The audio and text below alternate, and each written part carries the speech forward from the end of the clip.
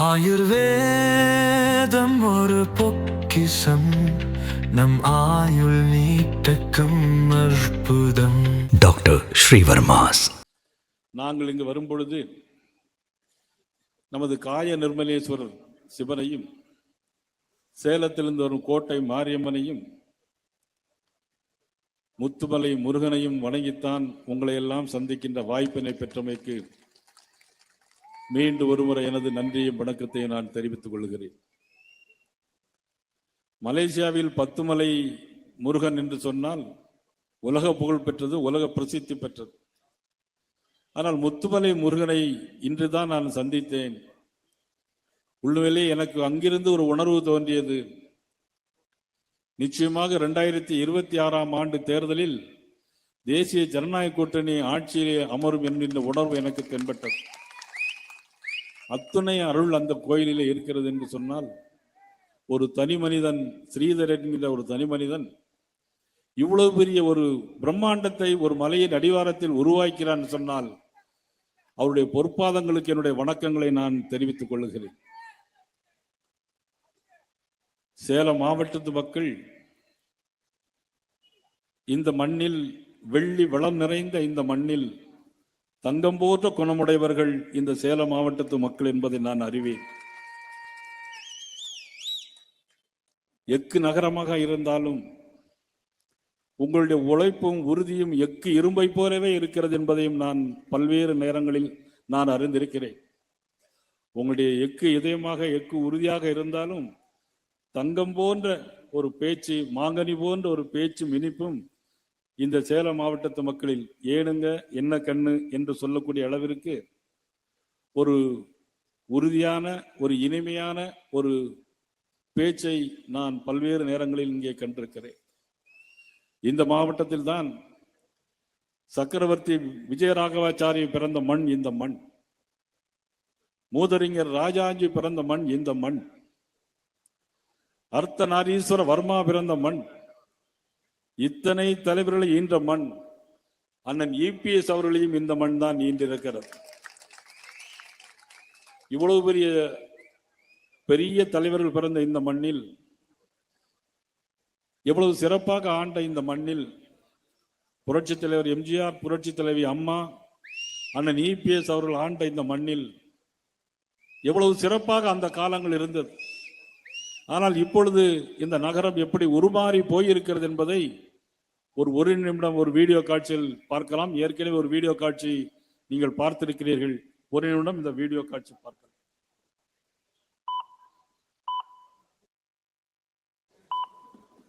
மலைகளால் சூழப்பட்ட மற்றும் மலைகள் நிறைந்த நிலப்பரப்பு சேலம் மாவட்டம். இந்தியாவிலேயே முதன்முறையாக மதுவிலக்கு அமல்படுத்தியது சேலம் மாவட்டத்தில் தான். ஆனால் இன்றோ இந்த திமுக ஆட்சியில் சேலம் மாவட்டத்தில் சாராயம் ஆறாக ஓடுகிறது. இதற்கிடையில் திமுகவினர் காய்ச்சும் கள்ளச்சாராயம் வேறு. சாராயம் விட்டுறீங்களா? கள்ளச்சாராயம் விட்டுறா? கள்ளக்குறிச்சினால செத்தல சுண்ணாம்பு பாருங்க. மாவட்ட ஆட்சியாளர் அவர்களே, மாவட்ட SP அவர்களே, பாருங்க கள்ளச்சாராயம் பாட்டிலுக்கு பாருங்க. பாருங்க யார் போய் நிற்கிறா? நான் மத்தவங்க மாதிரி கிடையாது. அழுகுன முட்டை, பேட்டரி செல்லு, ஊமத்தங்கா, பல்லின்னு கண்ட விஷத்தை எல்லாம் போட்டு காய்ச்சறது இல்ல. நவரம்பழம், அத்திப்பழம், முந்திரி பழம், வெள்ள வேளாம்பட்டை, ஜாதிக்காய், கடுக்கா, நாட்டு சக்கரைய கவுந்தப்பாடியில இருந்து வாங்கிட்டு வந்து 21 நாள் ஊற போட்டு காய்ச்சி எடுக்கிறேன். இதற்கெல்லாம் யார் காரணம்? முத்துவேல் கருணாநிதி ஸ்டாலின் என்னும் நான். இவருக்கு இதான் வேலை. மாங்கனி நகரம் என்று அழைக்கப்படும் சேலத்தில் மாம்பழ விவசாயிகளை பாதுகாக்க இந்த அரசாங்கம் எந்த நடவடிக்கையும் மேற்கொள்ளவில்லை. மாம்பழத்துக்கு ஆதரவு விலை தருவோம் என்று சொன்னார்கள், அதையும் செய்யவில்லை. சேலம் மாவட்டத்தில் நடைபெறும் முக்கிய தொழில்களில் ஒன்று ஜவ்வரிசி உற்பத்தி. இங்குள்ள ஜவ்வரிசி தொழிலை சர்வதேச தரத்திற்கு எடுத்து செல்வதாக வாக்குறுதி அளித்தார் முதல்வர். அதை அடியோடு மறந்துவிட்டார். ஜவ்வரிசி உணவு குறித்த விழிப்புணர்வை ஏற்படுத்தவும், உற்பத்தியாளர்களுக்கு உரிய விலை கிடைக்கணும் என்கிற கோரிக்கையை நீங்க ஏற்கனவே வச்சிருக்கிறீங்க. இந்த கோரிக்கைகள் எல்லாம் நிச்சயமா நிறைவேற்றப்படும் என்ற அந்த உறுதியை நீங்க சும்மா செஞ்சுட்டாலும் நாங்க அப்படியே அசந்து அழுத்துத்தான் போயிருவோம். இந்த ஆண்டு ஜவ்வரிசி விற்பனையில் மிகப்பெரிய வீழ்ச்சியை சந்தித்திருக்கிறார்கள். இதற்கு இந்த அரசு என்ன நிவாரணம் வழங்கி இருக்கிறது? இதை பற்றியெல்லாம் முதல்வருக்கு கவலை இல்லை. ஆனால் போகும் இடமெல்லாம் தனது தந்தையின் சிலை வைப்பதில்தான் அவருக்கு கவனம் இருக்கிறது. சேலம் மாவட்டத்தில் உள்ள அடிப்படை வசதிகள், அரசு பள்ளிகள், அரசு மருத்துவமனைகள் என அனைத்தையும் கடந்த 4.5 ஆண்டுகளில் சீரழித்திருக்கிறது. சேலம் மாவட்டம் கெங்கவல்லி அருகே குறிப்பிட்ட நேரத்தில் பேருந்து இயக்கப்படுவதில்லை என கூறி அரசு பேருந்தை சிறைபிடித்து மாணவர்கள் போராட்டத்தில். சேலம் மாவட்டம் ஆத்தூர் அருகே உள்ள அரசு நடுநிலைப் பள்ளி குடிநீர் தொட்டியில் தண்ணீர் பிடித்து குடித்திருக்கிறார்கள். அந்த குழாய்க்குள் பள்ளி இறந்த நிலையில் காணப்பட்டிருக்கிறது. சேலம் அரசு மருத்துவமனையில் பிறந்த 5 நாட்களான குழந்தை கடத்தப்பட்டிருக்கக்கூடிய அண்மை. சேலம் அரசு மருத்துவமனையின் உள் நோயாளிகள் பிரிவில் அட்டகாசம் செய்யும் எலிகளால் நோயாளிகள் கடும் அவதிப்பட்டு வருகின்றனர். இந்த மாவட்ட கைத்தறி நெசவாளர்களின் நிலை கடந்த 4.5 ஆண்டுகளில் அதல பாதாளத்திற்கு சென்றிருக்கிறது என்றே சொல்ல வேண்டும். கைத்தறி மற்றும் நெசவாளர்களின் வாழ்க்கை தரத்தை உயர்த்துவோம் என்று பல்வேறு வாக்குறுதிகளை அள்ளி வீசினார்கள். ஆனால் நடந்ததோ அதற்கு நேர் எதிரானது. தாறுமாறாக நூல் விலை உயர்ந்ததோடு விலையில்லா சீருடை, விலையில்லா வேட்டி சேலை போன்ற திட்டங்களுக்கான பணிகளை முழுமையாக தமிழக நெசவாளர்களுக்கு வழங்காமல் நெசவாளர்களின் வயிற்றில் அடித்தார்கள். இது மட்டுமின்றி சேலம் மாவட்டத்திற்கு பல வாக்குறுதிகளை வழங்கினார் முதல்வர். வாக்குறுதி 65இல் இங்கு தயாரிக்கப்படும் கயிறு சார்ந்த பொருட்களை தமிழக அரசு கூட்டுறவு நிறுவனங்கள் மூலம் கொள்முதல் செய்யப்படும் என்றது. வாக்குறுதி 106 சேலம் மேச்சேரி பாசன திட்டம் நிறைவேற்றப்படும் என்றார்கள். வாக்குறுதி 107 கொளத்தூர் தோணி மடுவு திட்டம். வாக்குறுதி 108 சேலம் சாணார்பட்டி மூலக்காடு சாம்பல் நீரேற்று திட்டம். வாக்குறுதி 168இல் குடிமையியல் தேர்வுக்கு தயாராகும் இளைஞர்களுக்கு இலவச கோச்சிங் சென்டர் அமைக்க என்றார்கள். இதில் எதையுமே இந்த திமுக அரசு செய்யவில்லை. என்னடா உள்ள ஒண்ணுமே இல்ல. சேலம் மாவட்டத்திற்கு தீங்கு மட்டுமே இழைத்து வரும் திமுக அரசை விரட்டி அடிப்போம். சேலத்தின் வளர்ச்சிக்காகவே அனுதினமும் பாடுபடும் தேசிய ஜனநாயக கூட்டணி ஆட்சி அமைய ஆதரவு அளிப்போம்.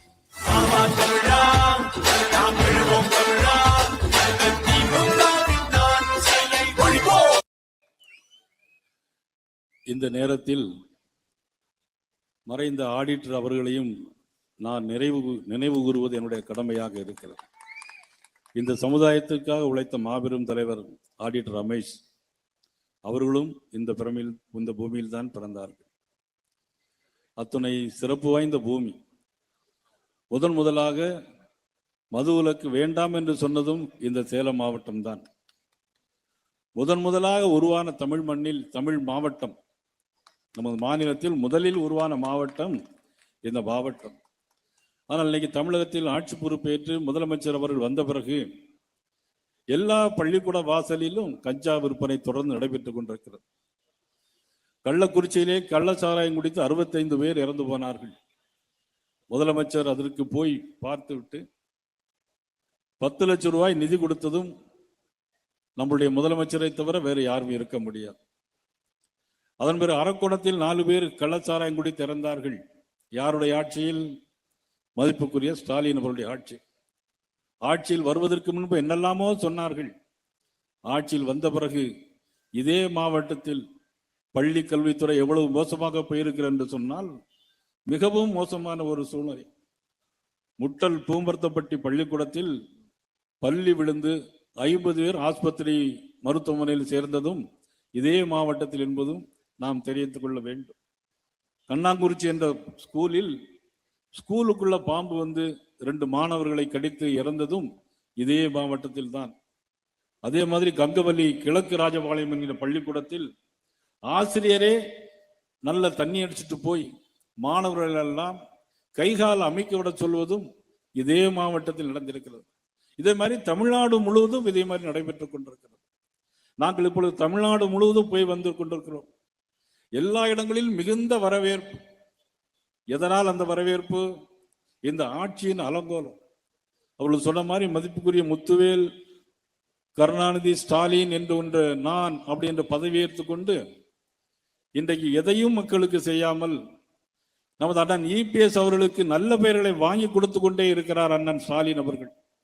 அத்துணை அளவுக்கு சிறப்பான முறையில் ஆட்சி செய்தவர் அண்ணன் இபிஎஸ் அவர்கள். யாராலும் மறுக்க முடியாது.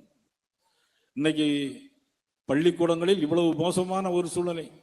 கல்லூரிகளில் இடமில்லாமல், பள்ளிக்கூடங்கள் இடமில்லாமல் இன்னைக்கு மிக மோசமான ஒரு சூழ்நிலை. கள்ளச்சாராயம் விற்ற திமுக, விவசாய இணையமைப்பாளர் கீரிப்பட்டி ரெயின்போ கணேசன் கள்ளச்சாராயம் விற்றவர், திமுகவுடைய பகுதி செயலாளர். போலி ஆவணம் தயாரித்து 17 லட்சம் ரூபாய் மோசடி செய்த ஒரு திமுக உறுப்பினர் பொதுமக்களை மிரட்டுகிறார். ஒட்டுமொத்த சேலமே இன்னைக்கு தண்ணீர் தட்டுப்பாட்டில் இருந்து கொண்டிருக்கிறது. எல்லா மக்களும் கண்ணீர் வடிக்கின்ற நிலைமையில் இருக்கிறது. இந்த வீடியோவில் நீங்க பார்த்திருப்பீங்க. அவர்கள் தேர்தல் வாக்குறுதி நிறைய சொன்னாங்க. மேச்சேரி நீர்ப்பாசன திட்டம் கொண்டு வருவோம் என்று சொன்னார்கள். கொண்டு வந்தார்களா? இல்லை. தோணிமடுவு திட்டம், நீர்ப்பாசன திட்டம் கொண்டு வருவோம் என்று சொன்னார்கள். இதுவரையிலும் செய்திருக்கிறார்களா என்று சொன்னால் இல்லை. சாணார்பட்டி நீர்ப்பாசன திட்டம் கொண்டு வருவோம் என்று சொன்னார்கள். அதிலும் இதுவரையிலும் கொண்டு வரவில்லை. மூலக்காடு சாம்பல் நீர்ப்பாசன திட்டம் கொண்டு வருவோம் என்று சொன்னார்கள். இதுவரையிலும் கொண்டு வரவில்லை. சரபங்கா வடிநிலை ஏரிகளில் நீர் நிரப்பும் திட்டம் கொண்டு வருவோம் என்று சொன்னார்கள். இதுவரையிலும் கொண்டு வரவில்லை. அதனால் என்ன பலன்?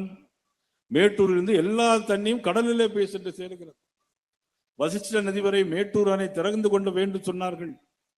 சேலம் முழுமைக்கும் பாசனம் வரும். ஆனால் அந்த வசிஷ்ட நதி நீர் என்ன ஆச்சு என்று கேட்டால் அதை பற்றி ஒன்று சொல்ல முடியாது. அந்த அளவிற்கு ஒரு மோசமான ஒரு ஆட்சி.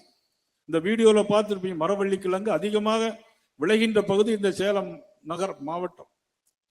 அந்த மரவள்ளி கிழங்குக்கு ஆதார விலை அதிகமாக ஆக்கி தருவோம் என்று சொன்னார்கள். இதுவரையிலும் சொல்லவில்லை. ஆனால் தலைவாசல் பகுதியில் மார்க்கெட் நவீனப்படுத்த வேண்டும் என்று சொன்னார்கள். தேர்தல் அறிக்கையிலே திமுக சொன்னது. இதுவரையில் அவர்கள் செய்யவில்லை. ஒன்றியந்தோறும் தானிய கிடங்கு அமைப்போம் என்று சொன்னார்கள். இந்த மாவட்டத்தில் விவசாயிகள் அதிகமாக இருக்கிறார்கள். இந்த மாவட்டத்தில் மட்டும் 24,000 பேருக்கு மாதம் ஒன்றிற்கு 6,000 கொடுக்கிறார் பாரத பிரதமர் நரேந்திர மோடி அவர்கள். விவசாயிகள் நிறைந்த மாவட்டம். திராவிட முன்னேற்ற கழகம் எதுவும் கொடுக்கிறார் என்று சொன்னால் ஒன்றும் இல்லை. சாகோ ஃபேக்டரி இங்கே இருக்கிறது. மரவள்ளி கிழங்கு விலை இல்லை. அவ்வளவு ஒரு மோசமான நிலைக்கு போய் கொண்டிருக்கிறது. தேர்தல் அறிக்கையிலே ஆவின் நெய் விலைக்கு 40 ரூபாய் கூட்டியிருக்கிறார்கள். ஆனால் பால் 1 பைசா கூட பால் விலை கூட்டவில்லை. விவசாயி மாடு வைத்திருப்ப என்ன செய்வார்கள்? எதையும் கவலைப்படாமல் தன்னுடைய குடும்பம் நன்றாக இருக்கும் என்பதற்காக கோடி கோடியாக பணத்தை சம்பாத்தியம் பண்ணி கொண்டிருக்கின்ற கூட்டம் தான் திராவிட முன்னேற்ற கழகம். எப்படியாவது தன்னுடைய மகன் துணை முதலமைச்சரை முதலமைச்சராக்க வேண்டுமே என்பதற்காக கூட்டணியை இன்னைக்கு கட்டிப்பிடித்து வைத்திருக்கிறார்கள். இன்றைக்கு கூட காங்கிரஸ் கட்சியை சேர்ந்த வேணுகோபால் அவர்கள் நடிகர் கட்சியை சேர்ந்த தாவேகா தமிழக வெற்றி கழகத்தினை சந்திக்க போவதாக ஒரு செய்தி வந்திருக்கிறது. இவர்கள் நினைக்கிற மாதிரி கூட்டணி அமையுமா என்று சொன்னால் பத்திரிகையாளர்களுக்கு சொல்லுகிறேன், நிச்சயமாக கிடையாது. எந்த காலத்திலும் சரி இந்த கூட்டணியை உருவாக்கியவர்கள் பாரத பிரதமர் நரேந்திர மோடி அவர்கள். இந்த கூட்டணியை உருவாக்கிய அண்ணன் தமிழகத்தினுடைய அண்ணா திராவிட முன்னேற்ற கழகத்தினுடைய பொதுச் செயலாளர் அண்ணன் EPS அவர்கள் இணைந்து உருவாக்கிய கூட்டணி. ஏன் இந்த கூட்டணி? இவ்வளவு அவல நிலைமைகள் இந்த நாட்டை விட்டு துரத்தப்பட வேண்டும். ஒரு பெரும்பான்மை சமுதாயத்துடன் விரோதியாக இருக்கக்கூடிய திமுக இந்த நாட்டை விட்டு அகற்றப்பட வேண்டும். அண்ணன் நமது KP ராமலிங்கம் அவர்கள் சொன்னார்கள், ஒரு மோட்ச தீபம் கூட ஏற்றுவதற்கு அனுமதி இல்லை, இங்கு கொடிகள் கட்டுவதற்கு அனுமதி இல்லை. ஆனால் திமுக மாநாடு நடந்தாலும் சரி, திமுக முதலமைச்சர் வந்தாலும் சரி, அதற்கு எல்லா அனுமதியும் காவல்துறை தருகிறது. காவல்துறையுடைய ஈரல் கெட்டு போய்விட்டது. சட்டம் ஒழுங்கு எங்கேயுமே சரியில்லை. இவர்கள் ஆட்சி பொறுப்புக்கு வந்த பிறகு கிட்டத்தட்ட 7,500 கொலைகள் நடைபெற்றிருக்கிறது.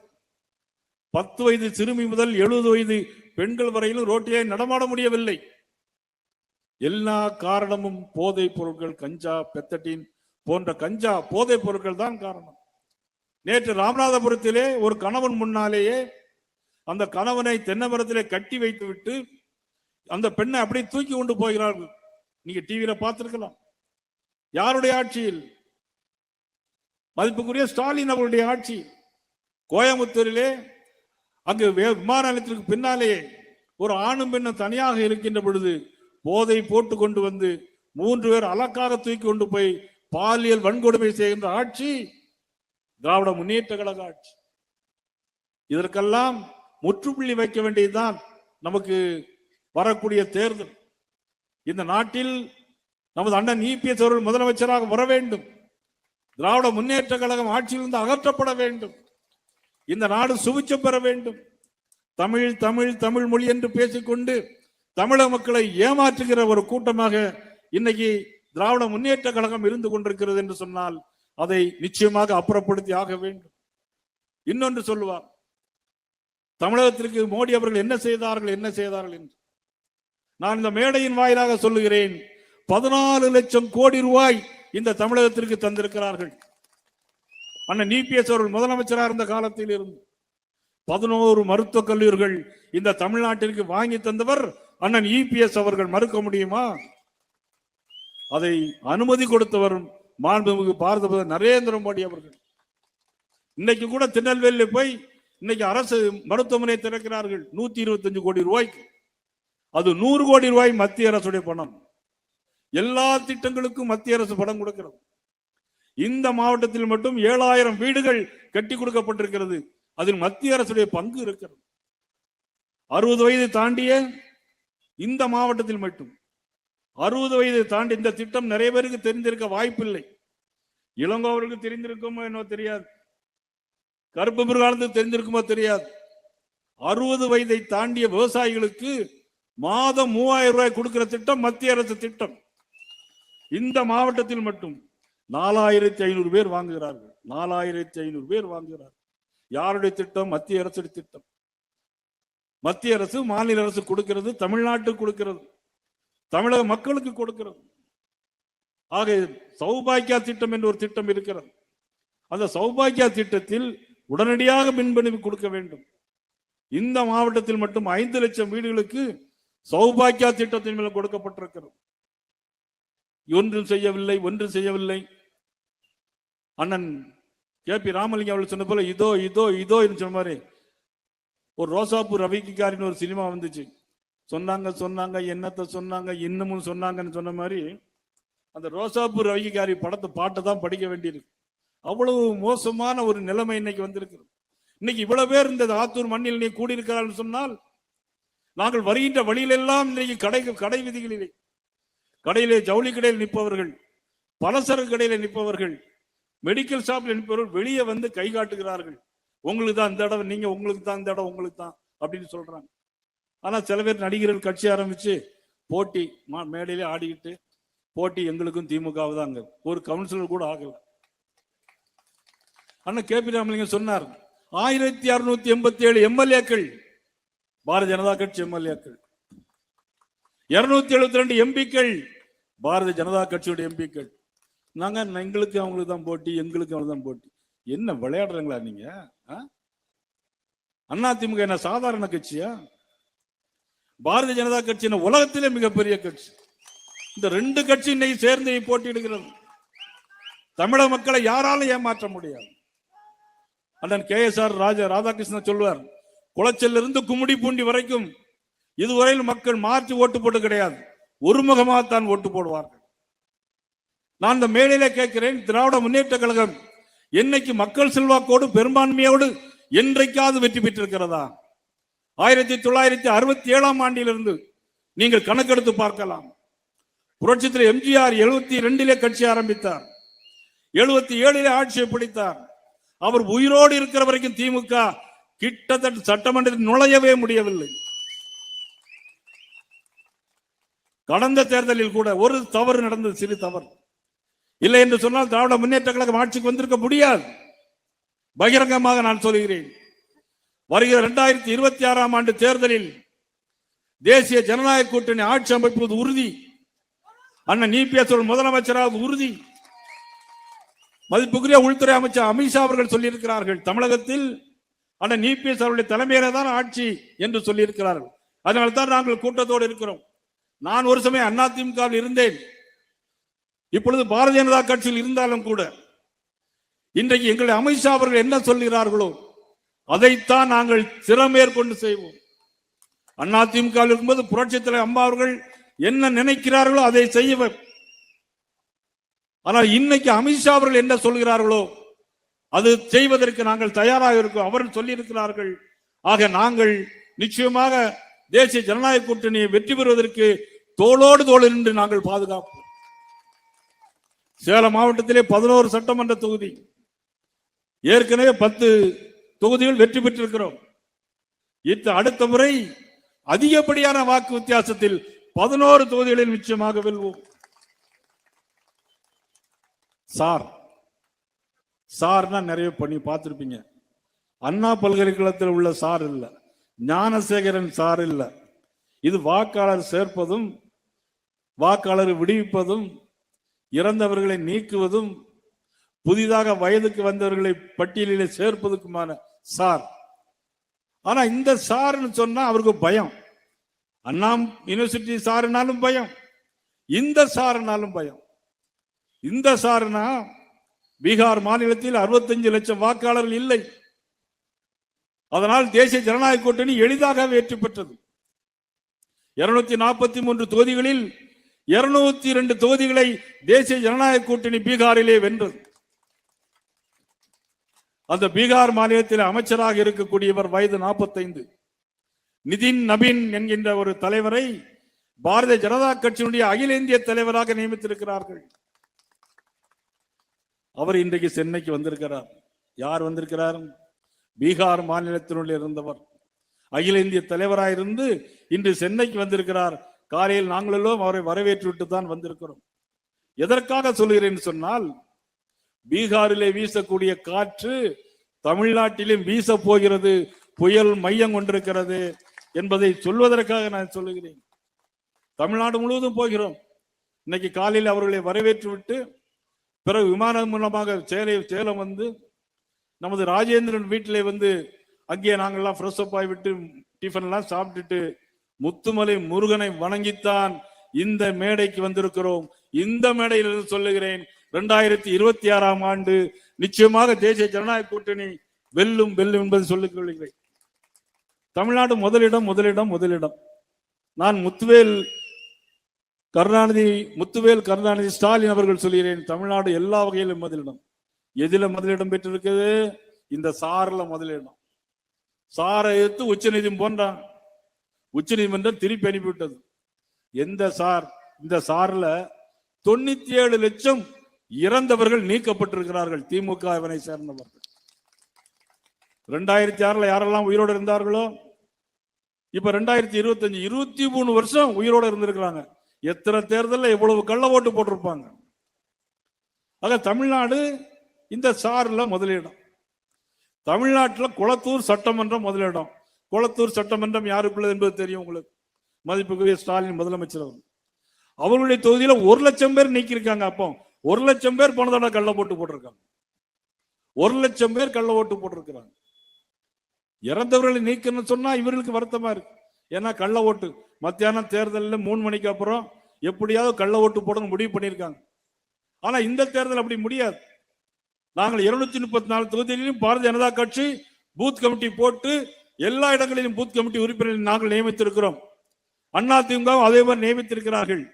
இருவர்களும் இணைந்து இன்னைக்கு போராடும் போது பூத் கமிட்டியில யாராவது ஒரு திராவிட முன்னேற்றங்களை ஒருத்தர் கூட இனிமேல் கையில ஓட்டு போட முடியாது.